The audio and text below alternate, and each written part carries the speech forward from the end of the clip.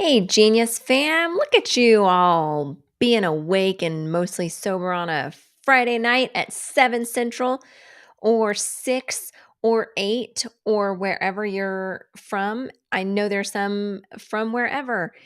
If you're on Twitch, you're going to be seeing all these very cool emotes. This is what it looks like when we display them, but I promise they're actual cool little flames. If you're tuning in from Facebook, we'll see your comments. If you're tuning in from Twitch, we'll see your comments as well. Might not see each other's comments, but if you say something witty, we'll put it on the screen. So try to be witty, no pressure, yes pressure, lots of pressure. Wittiest comment wins a prize. And the prize is that it's the wittiest comment. Good job. You've really done it. But thanks for joining tonight. I said in all the promo stuff, you already know what the topic is. Tonight, I might actually yell, not just about, but at. And you can tell from my red neck of nerves that tonight is a big night, not just because we're going to talk about Twitter, but because while we were getting ready, there was another dump. And we're also taking bets on how many times any of us type or say the word dump. Because why do they say that whenever it's just a big info? Couldn't they come up with a better word? I really hate that word, anyways, in any context. I don't like that word in any context. Yeah. Oh, y'all are going to be able to see that. But it's good. If you're on Twitch, you just saw that in chat and it's very good. But yeah, a lot of stuff is going on besides me being upset about the word dump. And but like I said, while I was getting ready for the show, which obviously takes a long time, look at how professional everything is. Matt Taibbi did the next dump. So what we're gonna do tonight is we're gonna talk about we're not gonna talk about the first Twitter dump and digest that because we've already talked about that on Tuesday. You can see the replay on theamericangenius.com/live. All the replays are there if you ever want to see one. If for ever some inexcusable reason you miss an episode, that's where they all live. And also, before we get started, I wanted to tell y'all what my setup is here so you understand. I look down a lot because I'm reading all your comments, and because just in real life, it's hard to make eye contact with the camera and also with people. So I'm just gonna keep doing it the way I'm doing it. No one's ever complained. We were watching it back a little while ago. And I was like, I should probably tell people why my eyes are always down there. I'm actually reading what you're writing because I love you guys. But yeah, there's going to be yelling tonight. It is, you can tell, look how splotchy my neck is. That's how you know I am upset. I'm legit upset. And we're going to dive into it. And this is going to be a serious night. Yes, we're going to make great jokes. For example, what are you drinking tonight? I'd like to know because we all are drinking liquid. No. It feels really awkward to look right at the camera. It does feel kind of like I'm making eye contact with a human, which I also don't enjoy doing that a whole lot in person. So we're going to talk about Twitter because I'm upset because I feel like there's something really bad happening and a lot of context is being missed. And I want to provide some of that context. I want to explain why it's so important to all of us and why I think it doesn't matter what wackadoo you vote for. I think that your rights are important. And I don't like that people are being silenced in general. And it goes a lot deeper than we ever thought. So we are going to yell a lot. So what's everybody drinking? The cool condensed Lonnie Rage. That is not for sale. So I don't even know where you got that. What else we got? Link, B and Brew, All Father. Ooh, a 750 mil, a big boy. Also, if you are not using your actual name in your thing, I may not know who you are. I'd love to know who you are. So at some point, tell me who you are. I know who a lot of you are already. Jolene is one of our writers, and she's so good. Drinking iced tea, Richard's Rainwater Sparkling, Me and the Bees, Black Cherry Lemonade. That's a lot all at the same time. Are they mixed together, or do you have a montage of liquids that are sitting around you? I must know. If for some reason you have any delays in anything you're watching, you're welcome to visit theamericangenius.com/live, and that'll have links to any of the other networks. So if you're struggling with Facebook, for example, because sometimes I'll say something and then Zuck doesn't like it and suddenly we're buffering. You can always visit the old twitch.tv/the American Genius, and vice versa. If Twitch is being weird, go to facebook.com/the American Genius. And okay, now I have to tell you that I could not figure this one out the other day. And this is a lie. You are not Kevin. But tonight, I want to talk to y'all about why this is important, why I'm upset, and a lot of it has to do with the fact that I feel very strongly, we feel strongly about protecting people, protecting everyone, and making sure that no one feels just immediately isolated. So we're going to talk a bit about how we do that. We're going to talk about we're going to go one by one through Barry Weiss's dump, and then as a bonus, about an hour ago, Matt Taibbi put out dump number 3. Can we come up with another word? I really hate it. Everybody calls it dump, and I get it, but it's such a poop reference, and I don't like saying it in any context. And don't get me wrong, I love cuss words. Anybody that knows me knows I love cuss words. I love poop jokes. I think just childish stuff is the best, but I really don't enjoy the word dump over and over again. Oh, okay. So Jolene has several around her. That makes sense. I thought maybe you had all of it in one drink. That was real wacky. Okay, so remember to say witty things in comments. I'll pull comments. There is, because we're broadcasting on like 15 different channels. There's always going to be a very slight delay, and also there's a delay between your brain and your typing fingers and submitting it through the internet. But I'm going to try to feature as much of y'all as I possibly can. Don't say let's put dump off limits, even though that's what we're looking at. We're looking tonight at the third lump. Can we say lump? Is lump better? And no one knows what that is. Everyone knows what we're talking about when we say an info dump. Whatever, it's gross. I'm going to jump right into it. I'm going to play the intro, which means then I can cuss a little bit. I still want to know all your glorious opinions. So please, please, this is the night to be chatty. This is the night to be chatty. Okay. And we'll also promote this later so that people watch the replay, because I think this is important. We've spent almost all day talking about this. We didn't get much work done today because this was the topic all day. And in a little bit, you'll understand why. So let's get the show officially started. Welcome to AG Live. I'm your host, Lonnie Rosales, Chief Operating Officer at the American Genius News Network, reaching entrepreneurs, startups, real estate pros, plus other job creators and job seekers alike, all with a nerdy tech flair. Let your hair down. We're allowed to cuss. Let's do this. But what that means is I'm allowed to cuss and you're allowed to cuss. Sometimes y'all even cuss at me, which isn't very nice, but whatever. I have thick skin. First and foremost, I'm sure you're all up to date, but there's been a lot going on at Twitter. And last Friday night, there was a big thank you house. The Twitter files were released. I'm not going to say the D word anymore. The Twitter files were released. And so we got to see all sorts of back end conversations and stuff like that about what happened regarding the specificity of one story and how it was handled. And I think it went down that way. It was the laptop story with Hunter Biden. I think it went down that way because we have a couple of reasons. One, we have a comparison point because we have and we've yelled about this before. Some of y'all were at this episode. We have Zuck on film talking about how he handled it. Well, the FBI came to me and was like, yo, what's up? And I was like, okay, I'll do whatever you want. And fuck the First Amendment, whatever. So unhappy about that. And I'm so frustrated because obviously we have, there's a million things I want to say tonight, but yeah, that's a problem. You're in trouble then, Sam. You're not allowed to be. Also, you should probably bathe yourself because that is probably disgusting. Can you imagine that, like how nasty that laptop, like physically nasty that laptop is? It's probably so gross. But the first issue is we all know since then that the scales have been tipped. And it feels really good when the scales are tipped in your direction.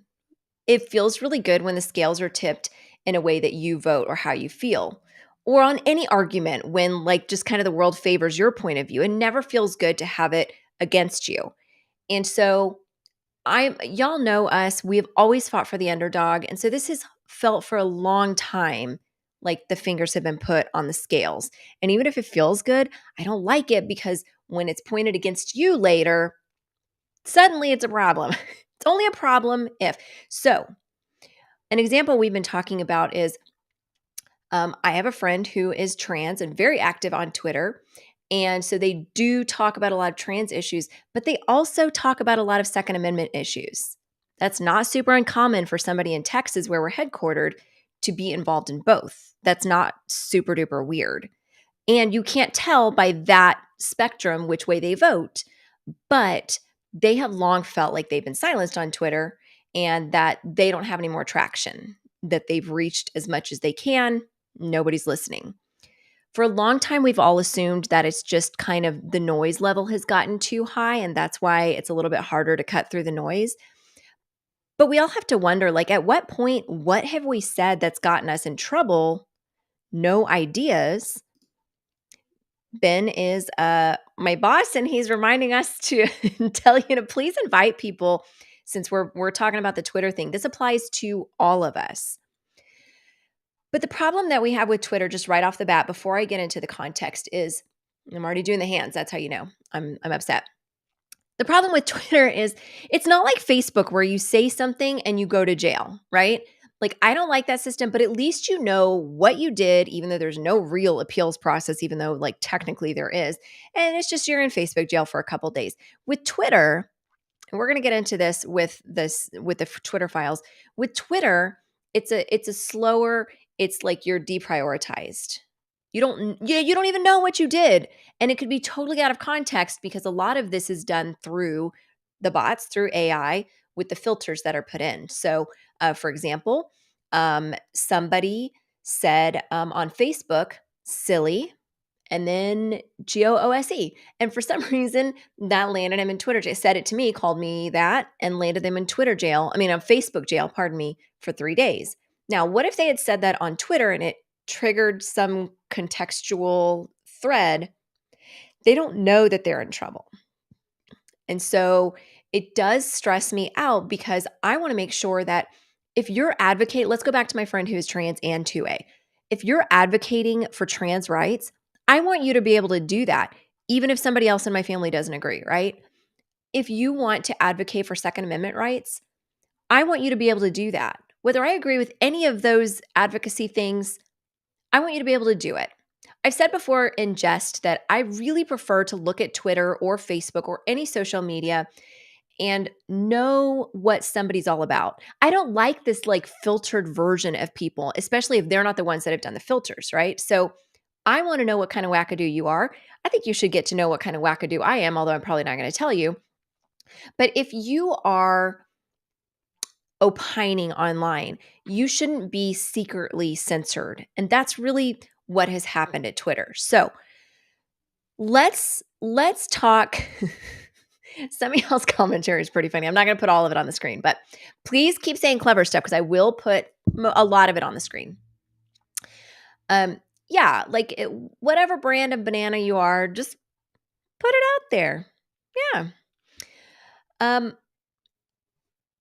I want to go back to the beginning. If you've been watching this show for a while, you know that we've been involved in Twitter for a number of years.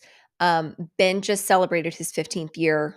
I was reluctant to join Twitter in the beginning. My boss told me I had to. But originally, let's just go back to what the context of the start was. So the very, very start was they launched it in Silicon Valley, with their test users, their beta users. Then they had their big launch at South by Southwest. And there were a bunch of us in the room that downloaded it and started using it. When it was launched, it was supposed to be, this is what it was pitched as. It was supposed to be your away message. Do y'all remember back in the days where there was like ICQ and AOL Instant Messenger? It was AIM.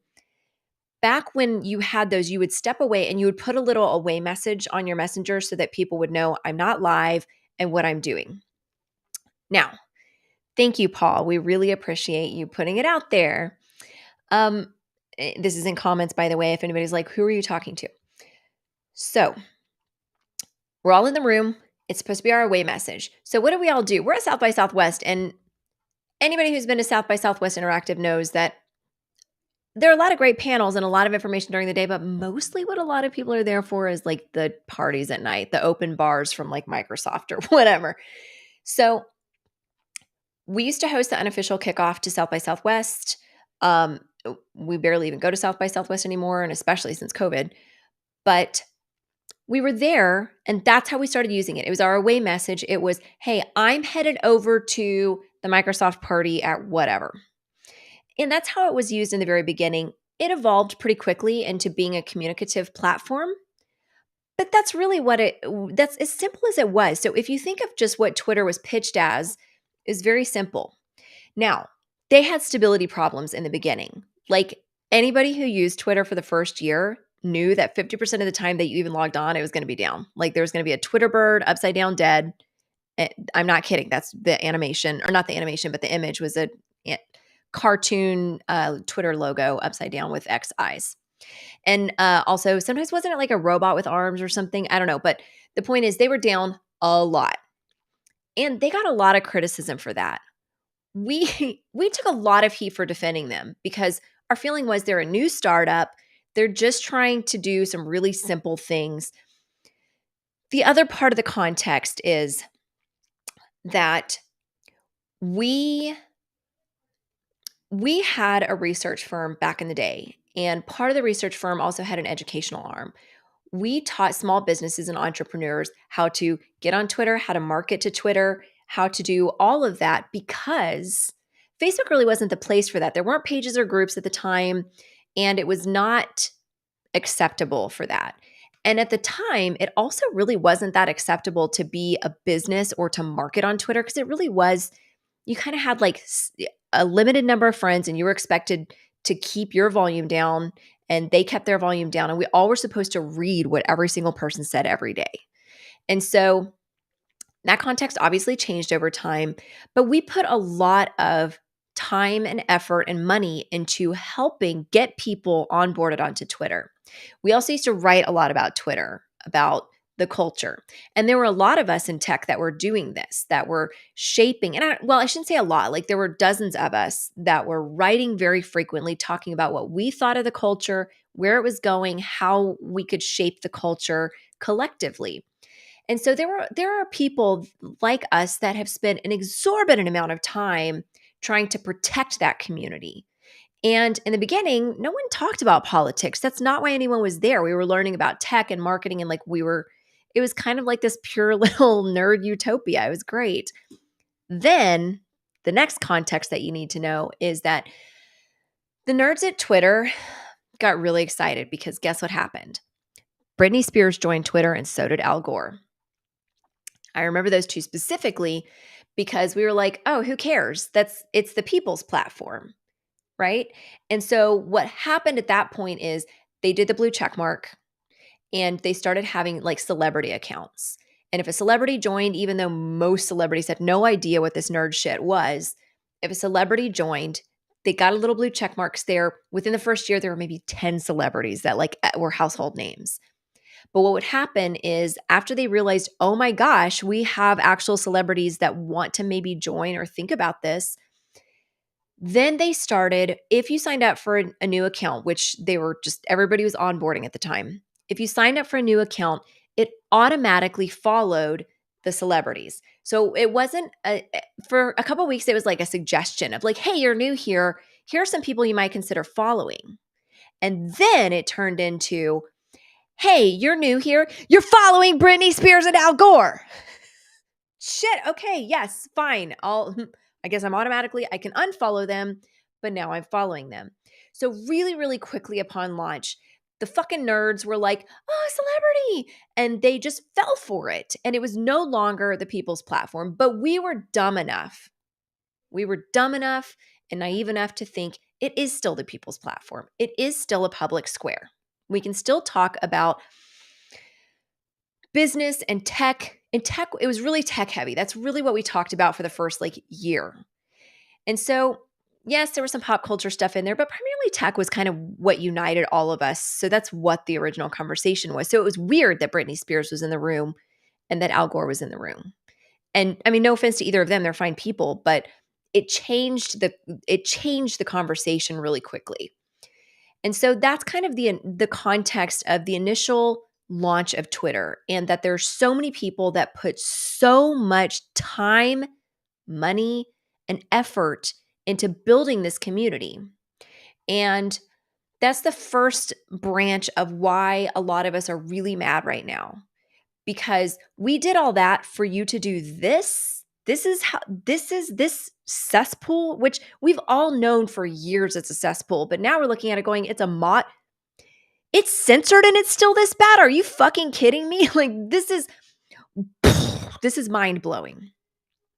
So that's the first leg of what is upsetting. We haven't even gotten into like any of the Twitter files, but let's start flirting with that. Let's start getting there, because Lonnie, we can't be here until 10 o'clock at night. I'm not going to keep y'all here till 10, even though I could talk about this with you guys 4 weeks at a time, nonstop. The context is important of how we got where we are, because we have assumed for a long time that the diminishing returns, if you shared a link, back in the day, we could share a link and have literally thousands of immediate clicks on it. Now, not so much. And we've assumed, like many other people we've talked to today, we assumed that it was because it was just loud.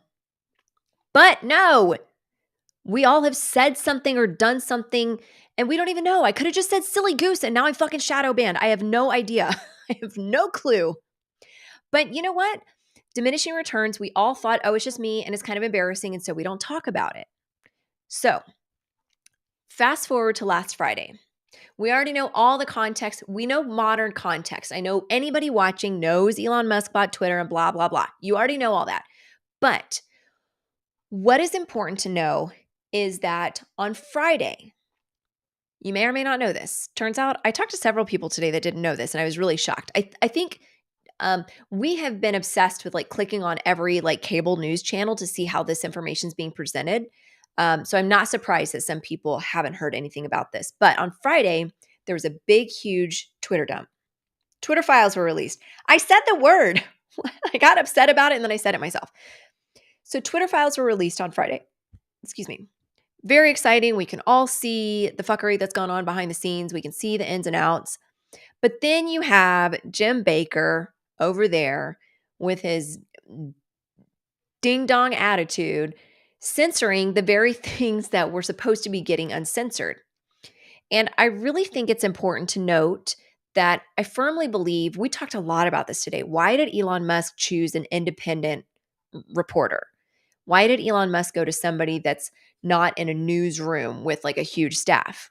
Well, easier to control. Like, if it's not what you sent them, that person, that one person. You send it to a cable newsroom in a non-independent news org like ours, you already know it's going to be shuffled around in a bunch of other places. So Elon sends it to one person. Now, what some people don't know also is that Musk, before all the layoffs, before everybody was gone, Musk started issuing internal communications, and they used a script that put a space in a different spot in every single email. So it was the same email. If you and I got an email from Elon Musk, we'd be like, oh, this is all the same. But what we didn't know is there's a space different here, different in yours. Every single person at the organization got a different space in a different place. Now, why? Because he's laying traps and cleaning house, and he could see who leaked, because these emails were leaked by several different people, and he can look and be like, yep, it's that person, that one, and that one, bye. So in that context of knowing that he laid the traps, it's pretty clear that he did the same for this big Twitter file on Friday. If you have two people, you have your lead counsel, Jim Baker, and an independent reporter, you have these two people handling these documents. If something's missing, where did it go missing? If something's not included or something's edited, where did it go missing? So it turns out that Jim Baker was cooking the books, not the financials, but cooking the flow of information, doing it right in front of our faces. And this guy is openly, in the past, I don't know about now, but openly Republican and works for the FBI formerly. I'm betting you a pretty penny that he still has his clearance. I'm willing to bet, not the cat, what will I bet? I bet my smartphone that he still has his clearance, which makes him still part of the organization, even when you're retired, even when you're done. So the context of that is that we have somebody that is openly doing it, almost like a fuck you to everybody. Like, you don't need this information. You're too stupid. It's banana pants, right? I don't know if it was an Elon test or what. I know that y'all are saying he's Democrat. He's worked under both administrations, but if you look at all of his bios, he calls himself a Republican. Could that be cover? I don't know.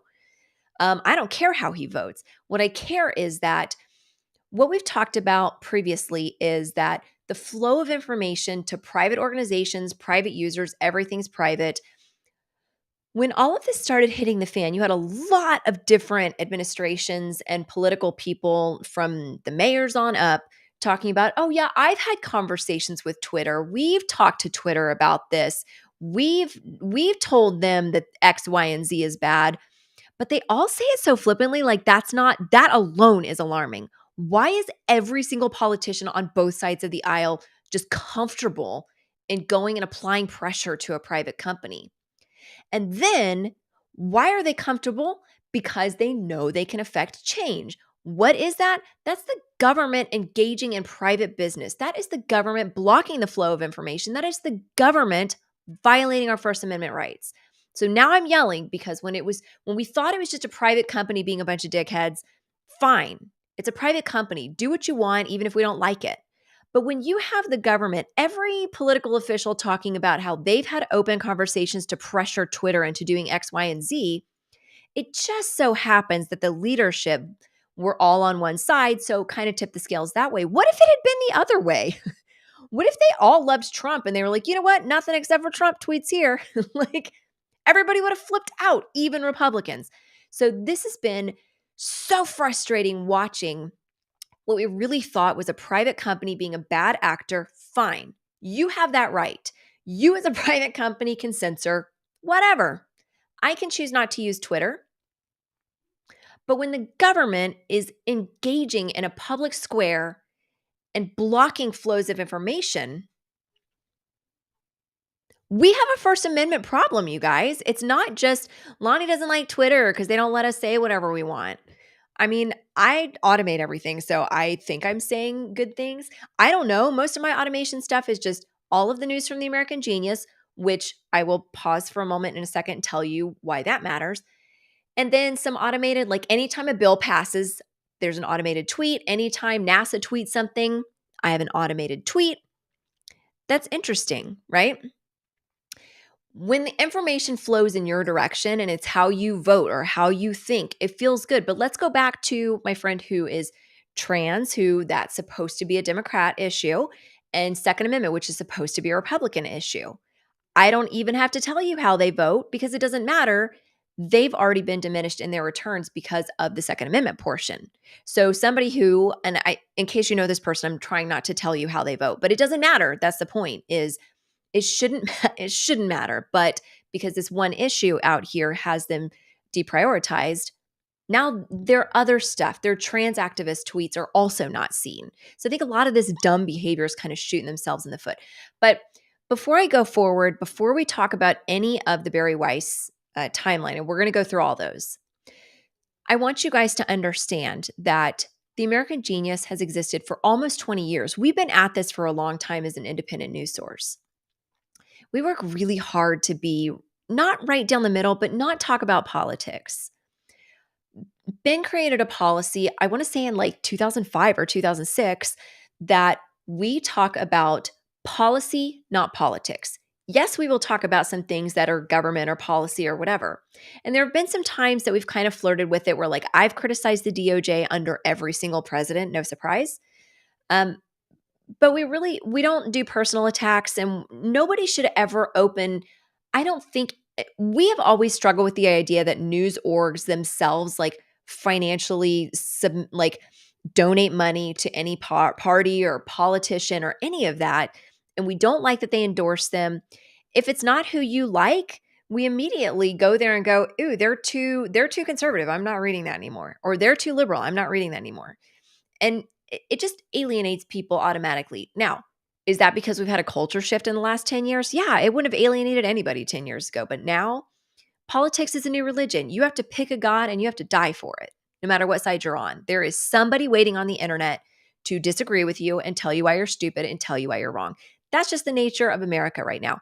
We can't change that. But we've always gone out of our way to make sure that everybody feels welcome and not in like this fake like checklist of we need to have X, Y, and Z readers. No, everybody should be able to open the American Genius or any news org and just immediately feel welcome.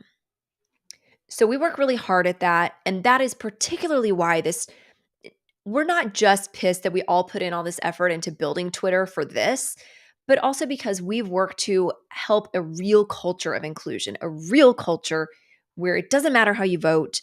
We're trying to help people keep their businesses open, keep their careers on track. And so for Twitter to kind of put their finger on the scale like this is really offensive because we've worked really hard to avoid that. Yet here we are. And because we haven't towed the line or criticized the line, we feel like we've been punished as well. And there's a population in the center that is not making any headlines because centrists don't scream about stuff, right? And so there's a whole group of people that don't know why they've been deprioritized on Twitter. They'll never know, probably. Now, Elon Musk has said that he's going to make it to where you can see your account status. Have you been blacklisted? Are you being silenced? Maybe. And I think that a lot of you, even if you vote according to how ashwagandha Jack Dorsey votes, I think you might be surprised that you too might have said something offensive at some point. You probably won't ever know. It might have been out of context, or it might have been like calling somebody a silly goose, and now you're in trouble. At least stupid Zuck tells us we're in jail. Like Twitter doesn't even tell you. They're just like, oh no, we don't do that. It's free speech. Everybody gets free speech. Like everybody. Like even if we don't like it. Bullshit. I call bullshit on that.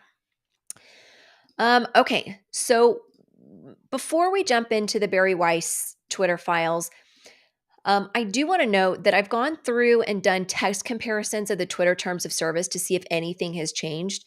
I did points of comparison on 15 different dates, and there have been no changes to any of the wording of the terms of service on Twitter. They say there that the effective date is June 10th, 2022, which is obviously before it was acquired. I do find it interesting that not a single term has changed yet. Could be that general counsel's busy burying information. I don't know. But just as a heads up, none of the terms of service have changed, even though they've done the blue check mark thing and you can pay money and stuff. So I think it's interesting that none of that has changed, especially since the like flow of money is different now. But one of the things that has really been disappointing to us, we really truly thought that Elon Musk would come in and do some fixing that would kind of level the playing field really quickly and really easily. Instead, I think he has to do some investigating, which is obviously he's setting everybody up right now. Everybody that's behind is being set up. Reporters are being set up. Anybody involved is being set up. But Ben made a good point. Ben noted that if that blue check mark just went away, period, level playing field. So that's our call. We want Elon Musk to take away the blue check mark system because it was built for household name celebrities, even though they say the blue check mark is for, it's because your ID has been verified. That's it. It's not celebrity or anything. I call bullshit. I've told y'all before that there have been several times that there have been, it doesn't happen as much now, but back when Twitter was a little bit more relevant, there were a lot of parody accounts of Ben and I and our company. And we would reach out to Twitter, which you can't talk to a human, by the way. We would reach out, even when some of it got kind of dangerous feeling. And we need the blue check mark because we need to be able to say that account is fake. Don't listen to that account. We are not saying these awful things. Please help us. Or when they were trying to dox us or any of this stuff, Twitter did not care at all. The company, I personally and Ben several times put in requests for the blue check mark. Y'all know me. I am not self-important. I don't give a shit about a blue check mark. I don't. I honestly don't. But for safety's sake at the time, there were parody accounts of us, which I'm being gentle by calling them parody accounts, but they were fake accounts of us that were saying terrible things. Twitter didn't care because I'm not Britney Spears. Did anybody at Twitter know who we were? Sure. Did anybody in that specific department give a shit? Nope. No, sir. So the idea that there's no level playing field is kind of silly. And Ben's idea to take away the blue check mark, I think is a good one. I think if Elon Musk really wants to make a change, just watch what happens. Watch what happens when the blue check marks go away. Because that's what some of those celebs are on it for, is the self-importance of the blue check mark. So who needs them? Bye. Let's go back to talking to all the nerds. I miss talking nerd shit on Twitter. Like, that doesn't exist now. You can say anything. You can say, I think that artificial intelligence is artificial. And there will be somebody there saying, you are a commie. What? Okay. They'll just say the wildest things. So the blue check mark's an interesting one. I think I agree with Ben. That would fix so much stuff right off the bat. But let's go over, I'm going to share my screen here really quickly. And I apologize that I'm on Mac and it's decided it's nighttime. So it's going to be real dark. But here's what we're looking at. We're looking at Barry Weiss's tweets. And I'm going to zoom in here a little bit. I'm sure you looked at them. But in case you haven't, we're going to go one by one. I'm going to pull them up every now and then. But if you're looking to go along with me, you can look at Barry Weiss's tweet. It starts with thread, the Twitter files, part 2. Okay? That's the tweet you're looking for. And it's interesting because it's been retweeted a whole lot. Lots of quoted tweets, lots of likes. I don't like it because I think it's all bad information. But I'm going to put my amazing face, because I did makeup for y'all. So I'm going to put my amazing face back up. But this is what we're going on, is Barry Weiss's Twitter files release. So remember, there was one on Friday from Matt Taibbi, and that was interfered with. I don't know yet if any of this has been interfered with. Old elongated musket hasn't said anything about it yet. We'll see. So the first one is number 1, a new hashtag. You remember when Jimmy Fallon and everybody got into Twitter and were like, hashtag? A new Twitter files investigation reveals that teams of Twitter employees build blacklists, prevent disfavored tweets from trending, and actively limit the visibility of entire accounts or even trending topics, all in secret without informing users. Now, we just covered a lot of that. But what is really interesting that I found with this one that I think was missed by a lot of people is it didn't say Twitter builds blacklists. It says teams of Twitter. Now, just remove the shadow banning altogether. Just that has got to end. Because what we've seen is that with these teams of Twitter employees, they have built it to where it's like a Russian nesting doll of censorship. Is that it's not just one person saying you can't talk about trans activism. It's a team within a team within a team, and it all feels very much kind of like just this plausible deniability, right? But Jack Dorsey can't claim plausible deniability on the Hill or claim that they don't do this, which fuck, he lied. He lied under oath, and he's probably going to keep lying under oath. But it's really interesting. I think they set it up to where they don't make the decisions, but they set up the Russian nesting doll of team members and subcontractors and contractors to make these decisions so that they don't have to, so that they can kind of, I guess, keep their hands clean. I don't know. I'm thinking cynically, I'm aware, but that's the first one. So number 2, we're on Twitter file number 2 for the second dump from Barry Weiss. And I'm just going to say dump. Sorry. Number 2, Twitter once had a mission to give everyone the power to create and share ideas and information instantly without barriers. Along the way, barriers nevertheless were erected. And it's a real bummer that even Barry Weiss wasn't around in the early days. That is even way more complex than what it launched as. And not to mention, when they launched, I talked about all that downtime, but they were fundraising millions and millions of dollars because they needed the infrastructure to be able to support the growing community. And we just found that really interesting that they raised all that money, didn't make a profit until what, 13 years in operation, had their first profitable quarter. Are you kidding me? Can you imagine being in business for 13 years and not making a profit? Like, how are investors still like, yeah, this is a good idea? I don't know. So the third one is, it says, quote, take, for example, Stanford's Dr. Jay Bhattacharya, who argued that COVID lockdowns would harm children. Twitter secretly placed him on a trends blacklist, which prevented his tweets from trending. So if you haven't seen it yet, I'm going to show you on screen what that looked like. So you can see his account here. This is what the internal screen is and what his bio and all that stuff. But we have, he's active, which is good. He hasn't been taken down, but recent abuse strike, trends blacklist, which means none of the stuff that he's talking about and his account can't be on the trends list. Now, I don't really look at the trends list anymore anyways, because it's mostly like hashtag Adidas on sale and it's just stupid promoted stuff. So I stopped looking a long time ago, but it is something that a lot of people still do rely on. Also, have you noticed how dirty this screen is? Like, Barry, you need to wipe your screen. This is disgusting. Look at that. And then we got it down here. Anyways, it's interesting that they're sharing actual screenshots of what it looks like to confirm, because what did Twitter say? Twitter leaders at all levels have repeatedly said, we don't blacklist anyone. We don't shadow ban anyone. And I'm going to get to some of the phrasing here, but they're playing semantics. Because just because you don't call it that internally doesn't mean that's not what you're doing, right? Just because one spouse abuses another, they don't call it abuse. We do because it is. Like, just because you don't call it that doesn't make it not so. So, already mad about this, yelling about the trends blacklist. This thing should not exist. Elon needs to get rid of these blacklists right now. The fact that they're even there for a screenshot anymore is wild to me. Those need to go. So, number 4 is consider the popular right-wing talk show host Dan Bongino, who at one point was slapped with a search blacklist. Now, we noticed that he has a lot more stuff going on here, not just search blacklist, but he has NSFW view. I don't know what SPMA stands for.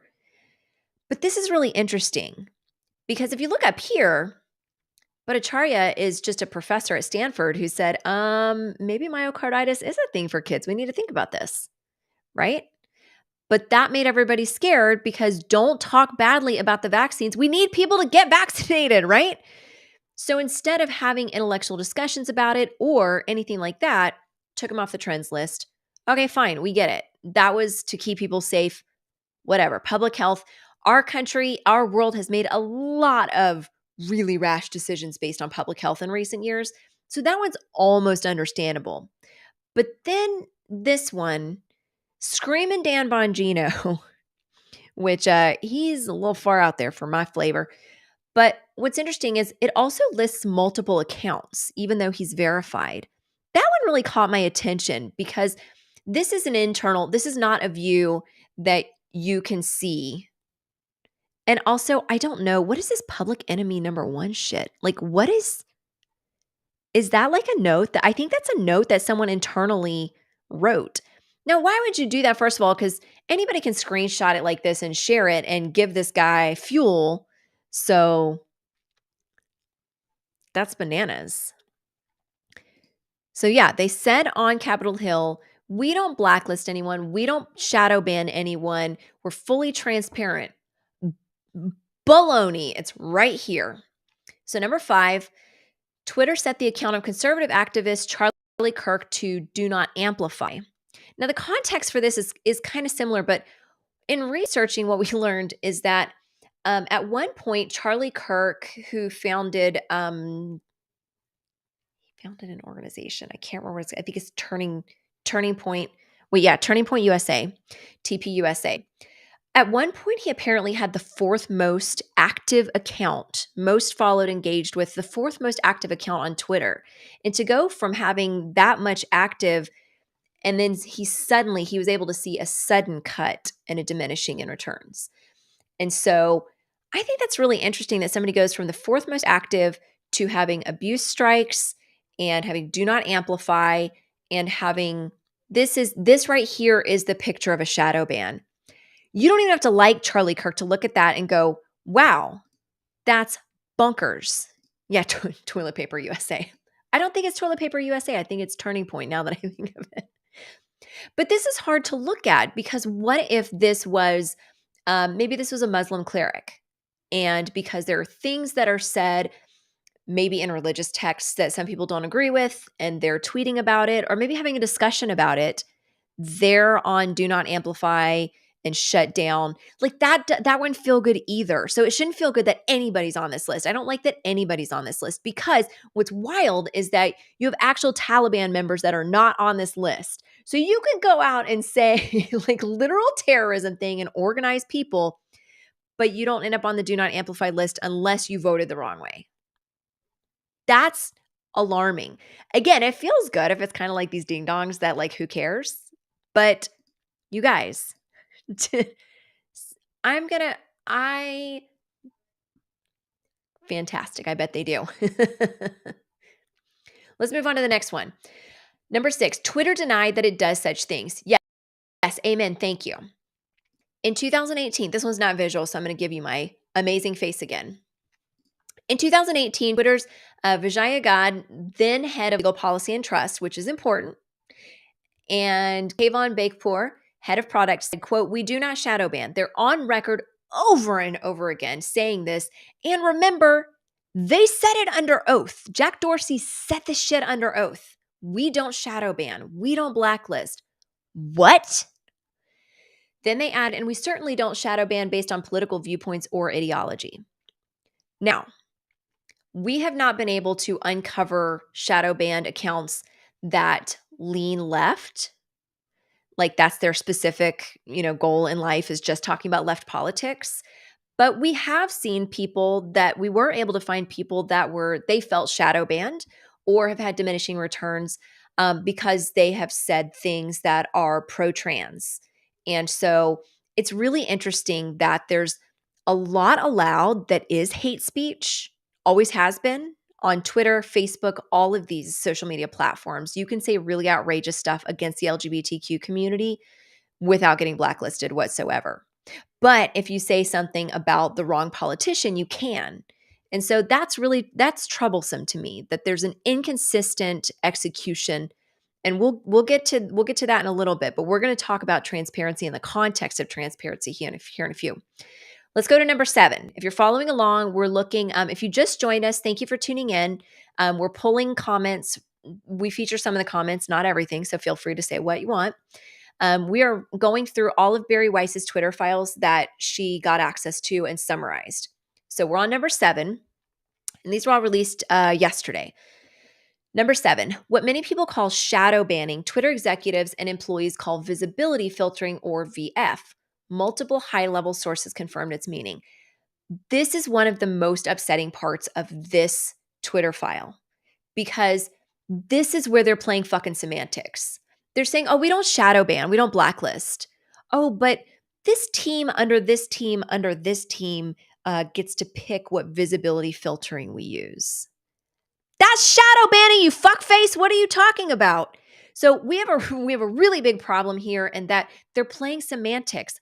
If this was somebody that was talking about pro-choice issues and that's what got them in trouble and got them visibility filtering, we would all be outraged. All sides would be outraged. Don't filter people just based on political topics. That's outrageous. But again, let's go back to talking about they're a private company and they can do what they want. And Republicans should agree with that, right? Republicans love talking about private companies and, not regulating. So great. But when you have all politicians with an open door to staff at Twitter, you show me a political campaign that's at least state level that doesn't have a connection at Twitter, doesn't have a way to call somebody at Twitter or email somebody at Twitter. Whereas the rest of us are like, hey, somebody's threatening my life. Could you do something about it? And they're like, please fill this form out. We're going to ignore it. What we have is a government, not just individual politicians trying to get in on this, but you have the FBI reaching out. You have different individual organizations within the government reaching out, putting the fingers on the scale, pressuring. And just because Twitter's dumb enough to go along with it doesn't mean that it wasn't an attempt to violate our First Amendment rights, to be able to say things without being visibility filtered. Now, if you follow me on Twitter, you know I don't say anything that would get me visibility filtered at all. If you follow me on Facebook, I might say some stuff that's potentially offensive because I use a lot of cuss words, but none of it is ever like, none of it's divisive.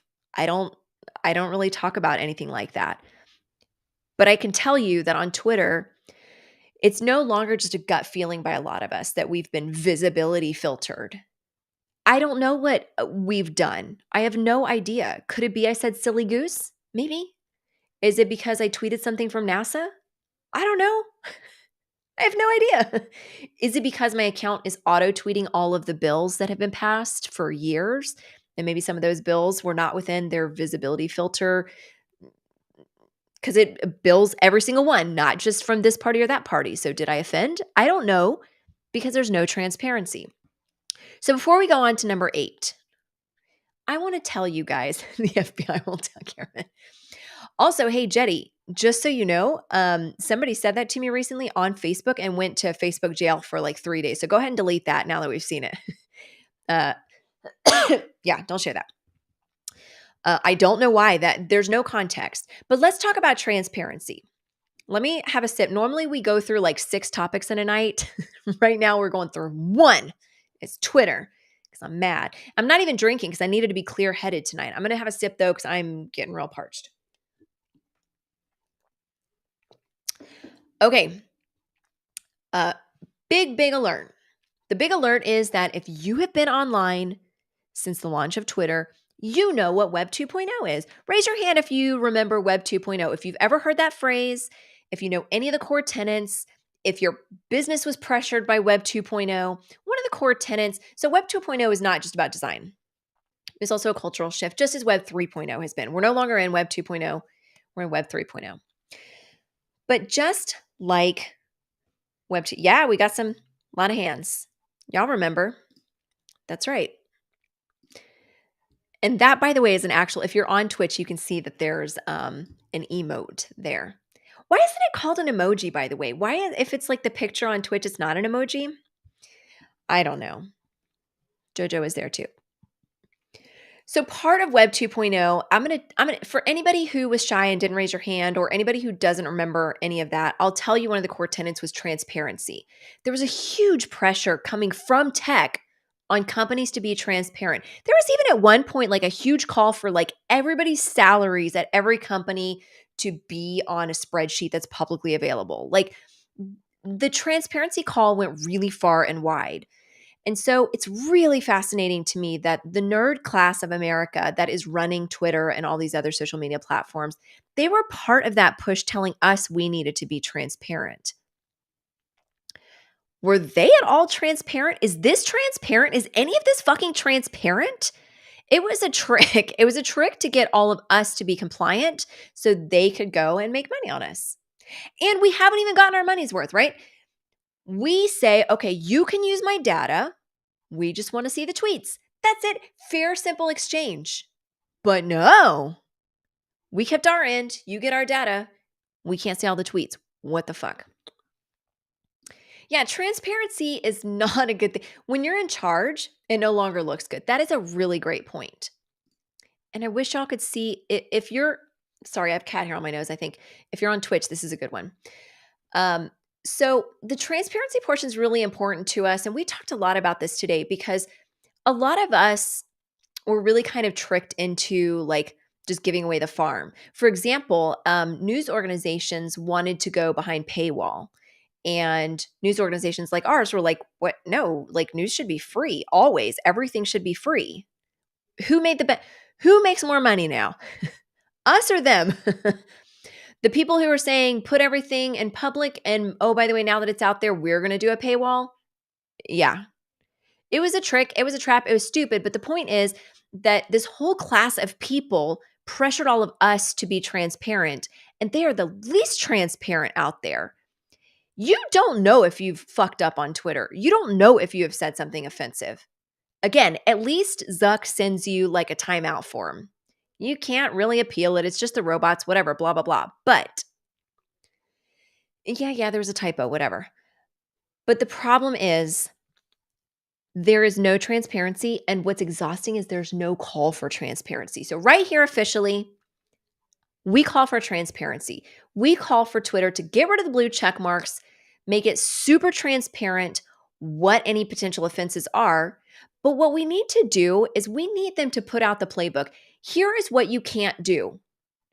Here are the words that'll get you in trouble. Here are the concepts that we believe are hate speech. If you say something anti Semitic and we deem it to be anti Semitic, you can't say that on Twitter. Okay, if you want that to be the rule, say that's the rule. Because if you don't tell anybody what the rules are, you're not applying them consistently. That's just true. If you have a secret rule book, that's because you don't want to apply the same rules to everybody. Are you kidding me? Yeah, you can't generalize. I just wanted to mess with your house because you made fun of somebody else's typo. Get rid of them dumb check things. That's right. It's true. If you want to have a conversation, some generalizations are unavoidable. You have to have rules. There are rules of the road, and I get that. I'm willing to play by the rules of the road, even if I don't agree with them. But if you don't put out what the rules are, that's because you're going to apply them differently. That alone is shady. And that's why all social media platforms are on my shit list. I don't trust any of them right now because there's no public rule book. There's no checks and balances. And when it was just private companies doing private entity things, I really let it go because fuck it, you're a private company, do what you want. But when the government's involved, which it clearly is if half of your staff works for one of the national conventions or the other or both, or they all have just recently left political life, they're still in politics. Or if you have you've had both administrations that we're aware of, the Trump administration and the Biden administration have both reached out to Twitter saying, this is wrong, you should change this. And it not necessarily being lack of fact, but being a little bit more nuanced. So the government is involved. So it is no longer just Twitter doing some private entity thing. The government is involved. We have First Amendment rights as citizens. They are violating that. Point blank. Twitter just happens to be the dumbasses helping them to violate that, but they're violating it. This is a First Amendment right. And if you'll never hear from me again because I've gone to jail, it's been nice knowing you, but whatever. We're probably on a ton of lists because if you advocate for free speech, especially the speech of people that you don't think should have free speech, that are total dumbasses, then you're in trouble. Doesn't even matter at that point how you vote. Free speech is bad. So let's go back to berries. We're on number 8. We've made it through number 8. I promise I won't have like an hour of analysis on every single one of these points, but I've been trying to add some context because if you watch cable news for like 30 minutes, you're like, these people don't know what they're like. They understand the context of like 2015 and after, but anything before that, they pretend didn't happen. It's important. It is part of why a lot of us joined, brought people with us, spent hundreds, thousands of hours to build this community just for this. This is what we get. God, we're stupid. Okay, number 8. Quote, think about visibility filtering as being a way for us to suppress what people see to different levels. It's a very powerful tool, one senior Twitter employee told us. Yeah, that's powerful. If it is the public square, which a lot of people accept that Twitter is the public square, then that suppression is very powerful. You are right, senior Twitter employee. Number 9, VF refers to Twitter's control over visibility. If it used VF to block searches of individual users, to limit the scope of a particular tweet's discoverability, to block select users' posts from ever appearing on the trending page, and from inclusion in hashtag searches. That is literally the definition of censoring, blacklisting, banning, shadow banning, all of the things that they have sworn up and down that they didn't do. And what did we all think when they said that? We're like, yeah, even those of us that think some of these ding dongs should be banned that are now shown as blacklisted, Even those of us that were looking at it that way are going, yeah, of course they do all this stuff. Why are they denying it? Now we know why, because they thought they had a like pretty slick system set up. They didn't know they were going to be for sale. So number 10 says all without users' knowledge. We get that. Number 11, we control visibility quite a bit, and we control the amplification of your content quite a bit. And normal people do not know how much we do, end quote, one Twitter engineer told us. 2 additional Twitter employees confirmed. Now, what a lot of people don't know, and I don't think Barry has a grasp on this, and I hope that she has learned this through this process, is that a lot of content moderation is actually sent out to content moderation farms at third-party farms like Accenture. Is it Accenture or Accruent? Uh-oh. I need to get my facts straight. I apologize. It's one of those two. But they have these big teams of people that's all they do. And they've given the rules.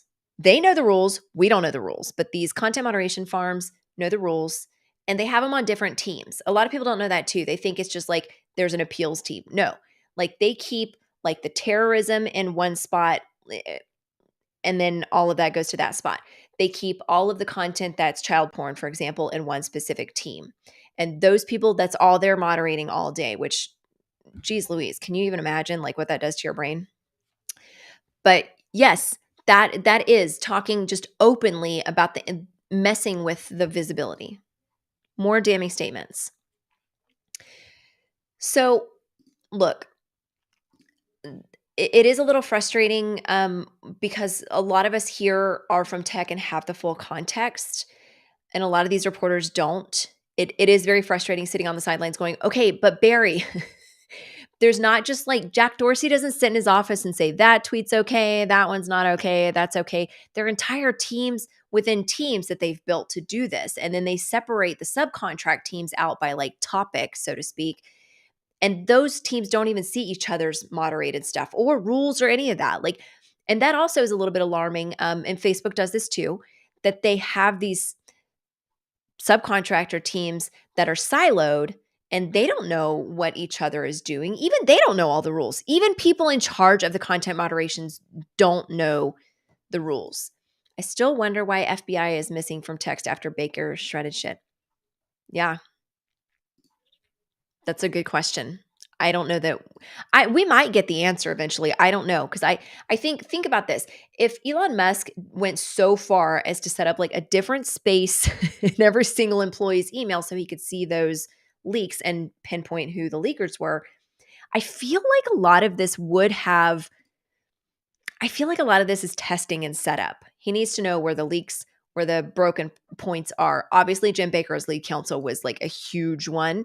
Now it's been a very public removal, which, by the way, did y'all see some of the headlines? I thought that was really funny that on Tuesday and Wednesday, I read a lot of the headlines that said Twitter file release led to exit of Jim Baker. Bitch, that was not an exit. He was fired. You're fired, bro. Like that was a firing. That was not an exit. But I noticed that, and a lot of news orgs use that word of Jim Baker's exit. Exit is where it's like, you know what? I've been hired by someone else. I'm leaving. It's been good to know ya. And yeah, but that is the big problem. Ben is right. And that's something we talked about a lot, which, by the way, I'm pointing to another office because he's in his watching this. Because if we're in the same office, we'll just talk to each other about it and forget that you're there. But we don't know what we don't know. We have no idea. I'm hoping that Elon Musk is smart enough to have kind of set the trap and set back up so we kind of know, but it's hard to tell. So, okay, I'm going to sip this before I yell some more. Okay, number 12, the group that decided whether to limit the reach of certain users was the Strategic Response Global Escalation Team, or SRTGET. It often handled up to 200 cases a day. Now, I don't know how big that team is, but what I can tell you is this is the Russian nesting doll of different teams. So you have the Strategic Response Team, and within it, the Global Escalation Team. Who was under the Global Escalation Team? I don't know. Who was above them? Who was above them? I don't know what their process was, but the fact that they have all these social networks have these like Russian nesting dolls of like content decisions, that tells you something right there. Number 13, but there existed a level beyond official ticketing, beyond the rank and file moderators following the company's policy on paper. That is the site integrity policy escalation support, known as SIPPES. More letters, more Russian nesting dolls. Great. You're really looking good here, Twitter.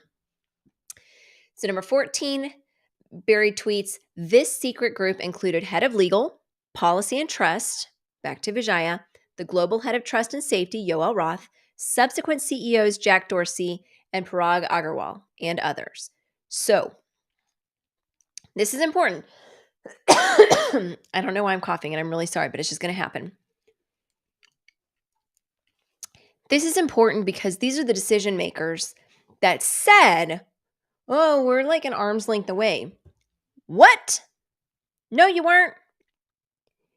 You were on these teams. You're fully aware. Number 15, this is where the biggest, most politically sensitive decisions got made. Quote, think high follower account controversial, end quote, another Twitter employee told us.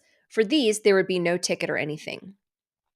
What that means is, for those of you that haven't had to do any of this for a living in any way, shape, or form, typically what happens is there is kind of a paper trail for these decisions because there's tickets submitted and then a trail of like how it was handled. That's why you can see some of these screenshots and you see the internal notes. Number one, public enemy number one is what they said about Dan Bongino. So if there are some out there that were no tickets, how will we ever know what decisions were made? Who was banned? Who was blocked? But exactly, no ticket, no traceability. But that doesn't mean that there wasn't a conversation about it. Exactly. Plausible deniability is not a defense. It's just not. Officer, I didn't know the speed limit was 55 when I was going 95. How could I have known? I can't read. So here's the problem. It looks like, I'm so sorry. It looks like there's some serious problem with the flow of information, but they didn't count on Elon Musk buying this company.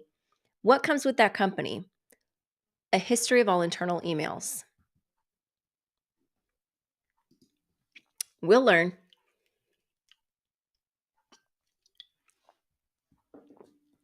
We'll learn. So then we have number 16. One of the accounts that rose to this level of scrutiny was Libs of TikTok, an account that was on the Trends blacklist and was designated as do not take action or user without consulting with the SIP team. Okay. So let's look at this. Can you see this screenshot? Excuse me. I think I can zoom in a little bit more. Okay. So see up top, it says do not take action on user without consulting the SIP team, which also implied that anyone in content moderation knew what this Russian nesting doll of a team was. So this one was listed as high profile and active. They were Trends blacklisted. They had recent abuse strikes. Twitter Blue verified multiple accounts. NSFW view, multiple strikes. Now, what's interesting is, I don't know if Depths of Hell is an internal note or not, if that was on their bio or not. But what's really interesting about this, if you're not familiar, we looked at the account. What it is, it's they repost accounts. Sorry, they repost a bunch of others. So sorry, I'm choking.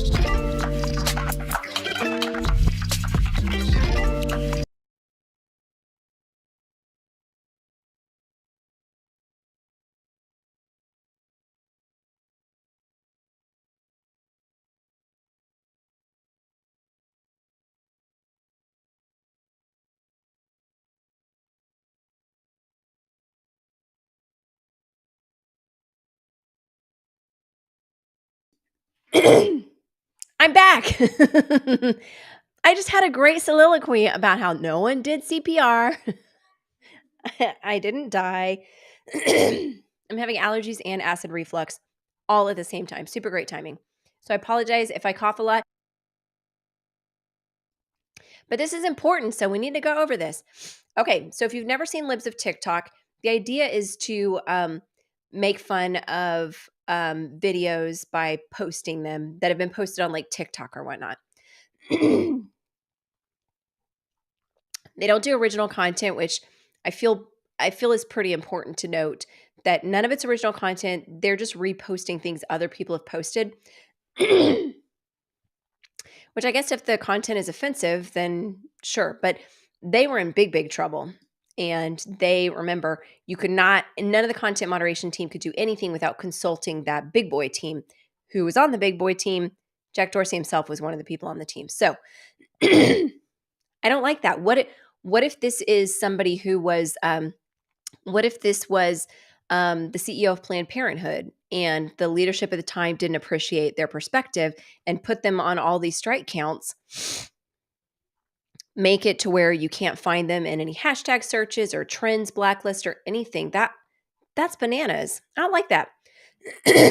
So, okay, number 17, the account, which Shia Reichik began in November 2020 and now boasts over 1.4 million followers, was subjected to 6 suspensions in 2022 alone. Reichik is the person who runs that account. Each time they were blocked from posting for as long as a week.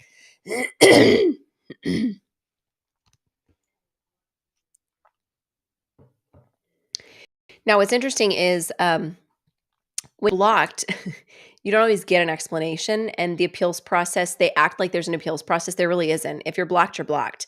No way around it. So let's go to number 18.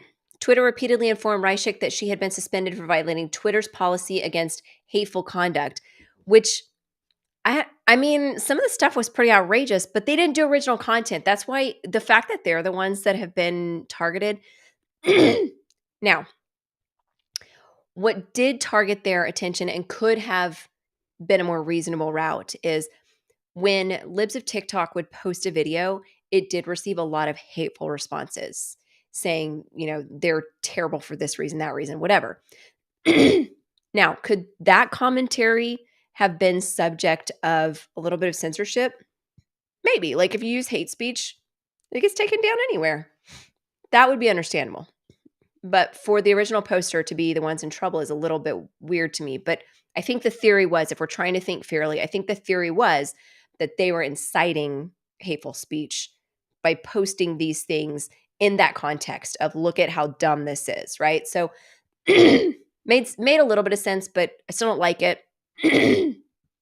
So in an internal SIT memo from 2022, after her 7th suspension, the committee acknowledged that LTT, Libs of TikTok, has not directly engaged in behavior violative of the hateful conduct policy. Let me show you that.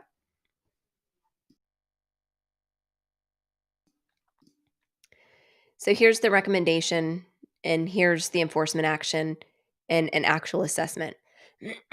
What's unclear is was this an internal document? I think it was. I don't know that Libs of TikTok had access to like this level of information. I don't think they did. Yeah, we are plowing our way through this. Number 20. The committee justified her suspensions internally by claiming her posts encouraged online harassment of hospitals and medical providers by insinuating that gender-affirming healthcare is equivalent to child abuse or grooming. So that goes back to what I was saying, that I think really what Twitter had an objection to was the responses to the videos that were being posted. But again, they weren't original content. They were reposted from other people. So I get being mad at the commenters for the hate speech and comments, which was undoubtedly there, like no doubt.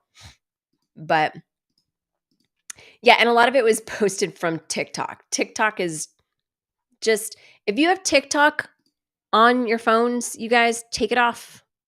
Take it off. They don't just track your location. The TikTok app, have y'all read the terms of service on the TikTok app? You allow it not just to track But to read all your emails, to see all your text messages, to see all your phone calls, why don't don't tick yuck my tack yam. So, all right, number 21. Compare this to what happened when Rycheck herself was doxxed on November 21st, 2022. A photo of her home with her address was posted in a tweet that garnered more than 10,000 likes. When Rycheck told Twitter that her address had been disseminated, she says Twitter support responded with this message, quote, "We reviewed the reported content and didn't find it to be in violation of the Twitter rules. No action was taken. The doxing tweet is still up." So I think what we're starting to see, whether you like these dum-dums or not, is that there's an uneven application of these rules, which is why the rules, again, are not public, which is why Elon, please, for the love of God, make the playbook public. Just make the rules public. What are your internal content moderation policies? Number 23. In internal Slack messages, Twitter employees spoke of using technicalities to restrict the visibility of tweets and subjects. So here's Yoel Roth, and I'm going to show you this. Twitter's head of global trust and safety back then, and a direct message to a colleague in early 2021. And remember, Elon has access to all of the direct messages, which he can just put out there, even if they were private. Let's see. A lot of times, SI had used technicality spam enforcements as a way to solve a problem created by safety under enforcing their policies. Hashtag admission of guilt, which again isn't a problem per se, but it keeps us from addressing the root cause of the issue, which is that our safety policies need some attention. You fucking think? You think? That's in 2021. But this wasn't a new issue. None of this was a new issue. So the fact that you're just in 2021 saying, oh, maybe we should take a little think about this. Yeah, maybe you should take a little think about this. Maybe you should take a time machine back over a decade, put a little bit of thought into it. And again, we already know that Jack Dorsey was on some of these teams. So we can't just say, oops, my bad. I'm sorry I lied to Congress to your faces. I didn't think you'd ever have access to any of this. So, excuse me.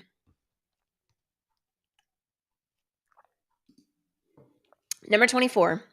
And hey, thank y'all for bearing with me as I hack my way and cough over and over again.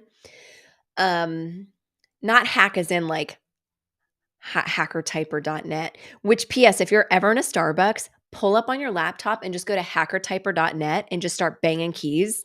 And everybody will think you're they'll close their laptop and leave because they think you're hacking them. I also find that coughing a lot like this also gets people to go away. Number 24, 6 days later, in a direct message with an employee on the health, misinformation, privacy, and identity research team, another team, which, by the way, there were only several thousand employees at Twitter. The fact that they have this many teams is wild. Roth requested more research to support expanding non-removal policy interventions like disabling engagements and de-amplification/visibility filtering. So, Yoel says, one of the biggest areas I'd love research support on is regarding non-removal policy interventions like disabling engagements and de-amplification visibility filtering. The hypothesis underlying much of what we've implemented is that if exposure to, e.g. misinformation, directly causes harm, we should use remediations that reduce exposure and limit the spread virality of content limiting is a good way to do just that by reducing prevalence overall. We got Jack on board with implementing this for civic integrity in the near term, but we're going to need to make a more robust case to get this into our repertoire on policy remediations, especially for other policy domains. So I'd love researchers' POV on that. This is number 24 right here. Yoel, as part of leadership, this right here is going to be historic. I really think this is one of the ones that was underreported, underreacted to, but this is an admission of guilt. It's in print right here.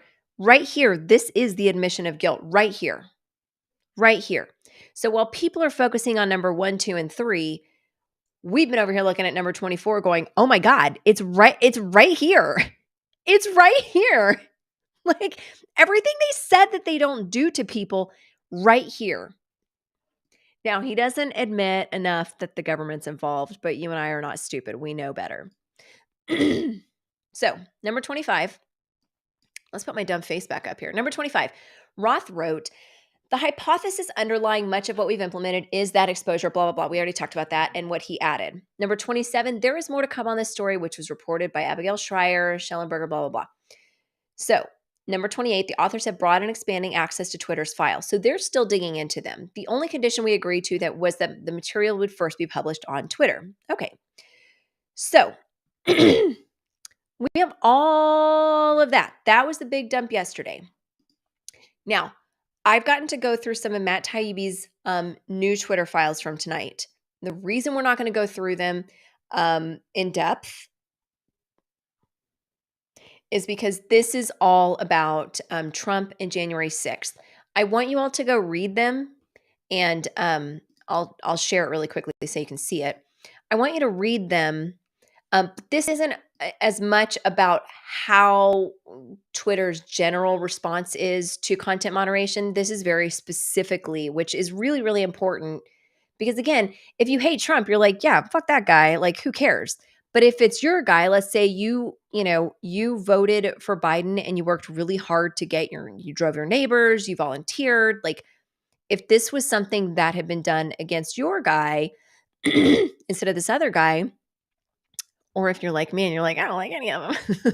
I think that's why some of this didn't upset me too much for a long time, because I think it's all fake. But anyways, go look at Matt Taibbi's after we get off tonight and just scroll through them and read them, because there is some interesting context of like what happened on January 6th, how Twitter responded, what they did with the banning of Trump, and how they went through the ban in the preceding days. So that's what this specific oh, by the way, I think this is a really great summary of how, if you've never seen the South Park episode, Giant Douche versus Turd Sandwich, please just go look at that episode and you'll be like, oh, okay, now we get what's inside Lonnie's brain. That's how it works for me.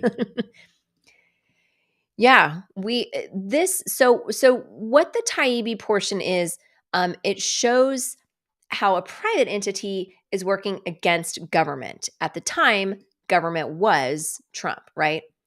Right now, it's not. So it feels a little bit different, but there is a lot going on. And my fear with all of this reporting is that I still don't fully trust Elon Musk, and that this could all be performance art and he could just totally flip and be like, "Ha, joke's on you. I didn't care about any of this." And like just close Twitter. Like just close Twitter. So I don't know. I think that right now, what we've come to the conclusion of today is right now, Elon Musk is very deeply digging into what is happening. And I think he has everybody set up and they're still not realizing it.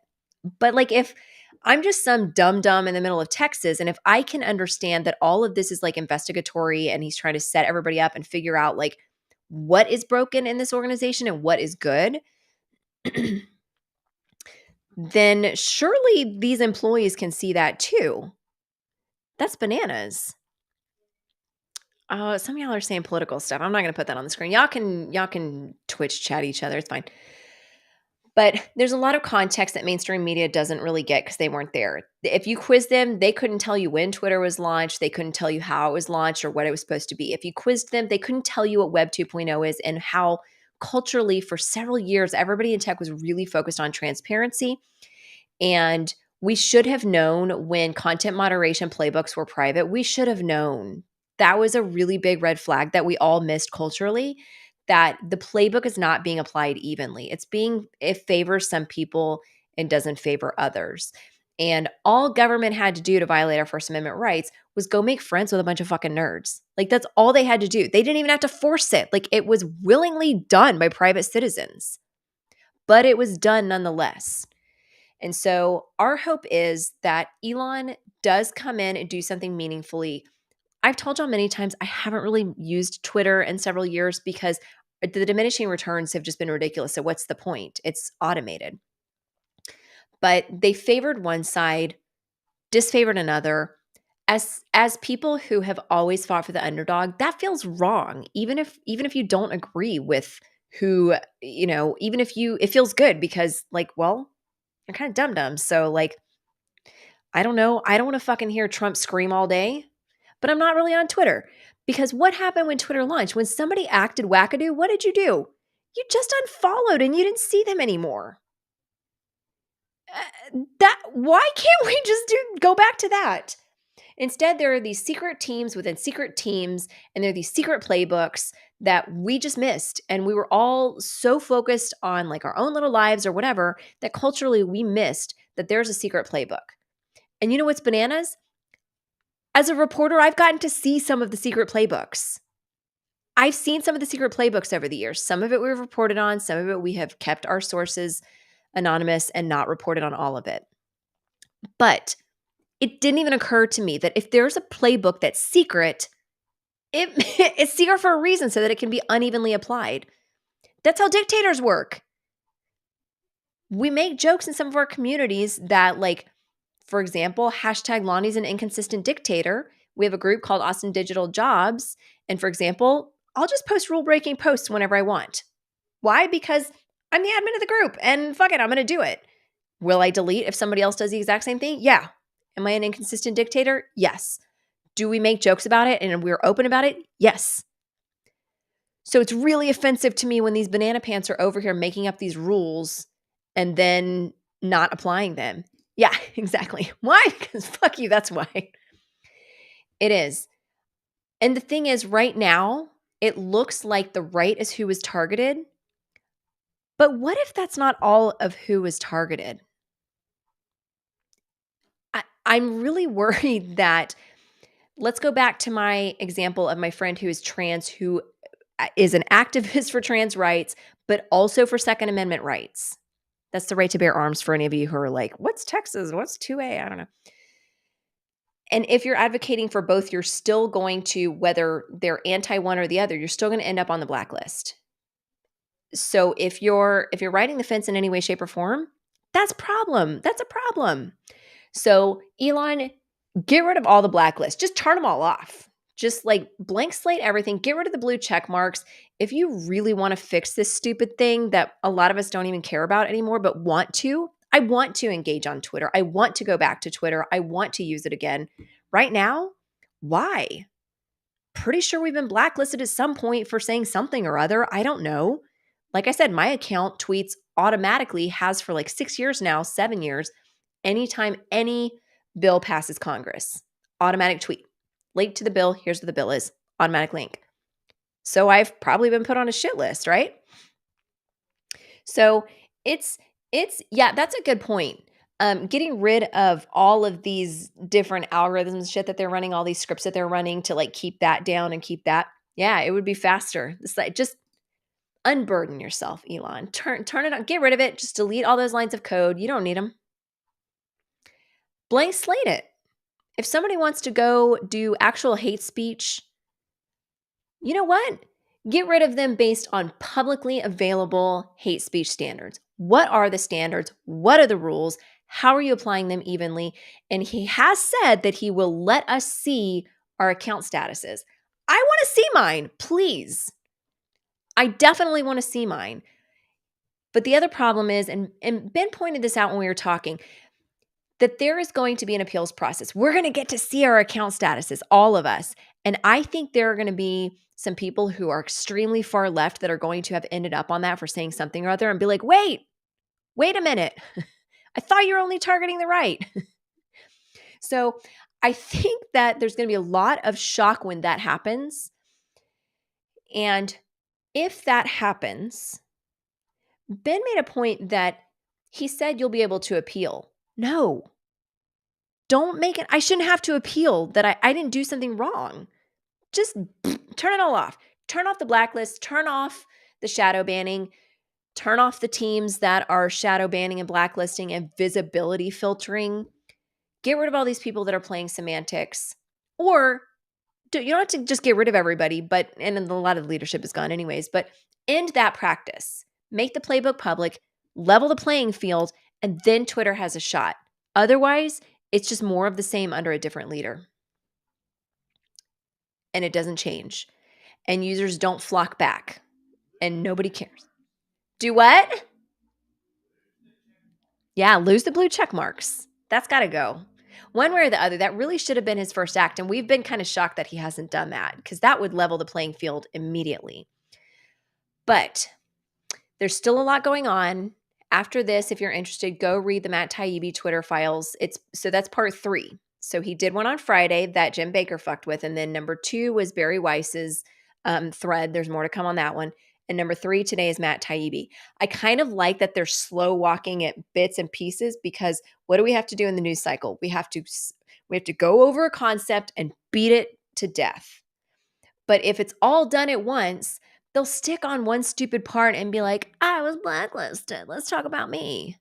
I don't care if you were blacklisted. I care that those of us that built Twitter that have been there all along, all of us, no matter how we vote, no matter what we've said, we could be just lumped in and we don't know because there's no transparency. Get rid of the blue check marks, level the playing field by making the rules public and transparent. Because what we haven't talked about, and we will on another episode, is that if Elon can do this, he lays a framework for how other social media outlets can do it. He lays a framework for how Facebook can do it because they don't do it. They do the same fuckery. Also lays a framework for how Google can do it. And if you ask me, those two offenders are far worse and more nefarious because they are more deeply rooted in our lives than Twitter. Twitter is the public forum. And they saw how during an Arab Spring that, oh gosh, look at this tool that we can use to like mobilize people, save lives, get people out of countries, into countries, and do all this stuff. I'm just telling you that it has gotten way out of control.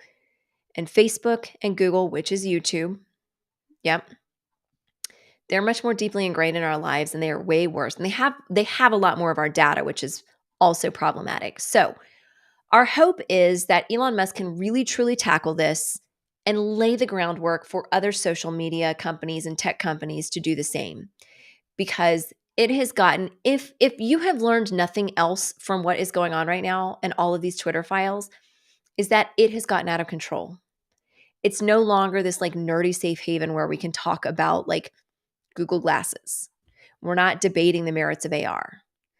People are influencing elections, the government's involved, private actors are out of control and behaving badly and inconsistently controlling the flow of information. Quit controlling the flow of information. First of all, the government's asked you to do it and you're doing it. That's illegal on the government's part. Not yours because you're just a dumb private actor, but the government has violated our First Amendment rights. Jack Dorsey just wants to go on his little ashwagandha retreat, so fuck him. But Elon Musk is in charge now. I don't know that I trust him to be the adult in the room, but let's just hope. Or as Sam says, just let it burn. But Twitter's simple enough that I think that they can lay the groundwork. And I do think that's important to note that just because you agree with how content moderation favors or disfavors people doesn't mean that it can't be turned against you. And that's always my biggest fear. It feels good to see some of these ding dongs blacklisted. I'm going to be honest. I'm like, all right, yeah, they're fucking bananas. Like, fine, I don't want to see them anyways. But like, I wasn't following them. So what were you saving me from? I wasn't gonna see any of their shit anyways. Twitter, Facebook, Google, everybody, go back to if we don't like something, we just unfollow, we block. How many people here in comments? How many have I told you privately, one-on-one? Just block that person. I've told several of you to do that. If you don't like what they're saying, just block them. You don't need Jack Dorsey to tell you what is or isn't useful information. If you don't like what somebody's saying, it is legal to block them. I encourage you to do that. People should block dum-dums. Then you don't have to see them ever again. It's pretty great. You can even be in the same conversation and have no idea. It's pretty great. We yelled about so much stuff tonight. It was all Twitter, but y'all, I want to say, in all honesty, we do feel very burned because now we're realizing this really confirms a lot of our like conspiracy theory fears. What were we told? These are conspiracy theories. You're crazy. No, you had teams built for this. We weren't crazy. That we saw people being shadow banned. We saw people who could no longer reach anybody. The new TV show, The Blacklist. Yeah. Yeah, I mean, that's true. But my point is that citizens, we can handle, we don't need somebody else that's like up in some ivory tower deciding what the flow of information looks like. We can determine that for ourselves. And that's why there's follow and unfollows, right? They've created echo chambers on purpose. I don't think they're healthy, just like what you're saying. But I think you guys have done a really good job of being respectful in comments, which I know this was a very contentious topic. And I don't think that I know a lot of you personally that have commented that I've put on the screen, and I know how everybody votes. I can tell you that almost none of us vote the same way as each other in this, just in the people that are watching live. The replay, who knows? But you have done a very good job of being respectful of each other and remembering that this, I do want to ask you to remember that this has been difficult because this conversation feels political. It feels risky, and that's scary because we could just be turned off, right? But we've spent almost 2 decades trying really hard to talk about policy and not politics because we don't care how you vote. It's not our business. We care that your business survives. We care that your career advances. We care about your future, and we don't care about how you vote. It's not our business. And maybe that's an old school theory, but the truth is, we never want any of you to open up the American Genius and see something that's political and immediately go, oh, well, I'm not welcome here. Because that's how it feels right now. That's how it feels when you open up something and they're talking about the party you didn't vote for and lauding them as the most amazing thing. And your immediate reaction internally, emotionally, for most people is, well, they don't like me. They hate me, because that's where we are culturally right now. I can't control that. But you guys, y'all did a great job tonight. We're going to talk more about this on Tuesday at 9:30 a.m. Central. We're not going to talk the whole time about Twitter because there is actually other stuff going on. But tonight, I didn't drink because I wanted to stay focused. I wanted to like zoom through Olive Berry's. Don't forget to go read Matt Taibbi's. There was another one just a couple of hours ago, right before we went to air. But I'd love to talk more about this on Tuesday. If you have any private thoughts that maybe you didn't want to put in chat, feel free to email me right here, or any feedback about the show.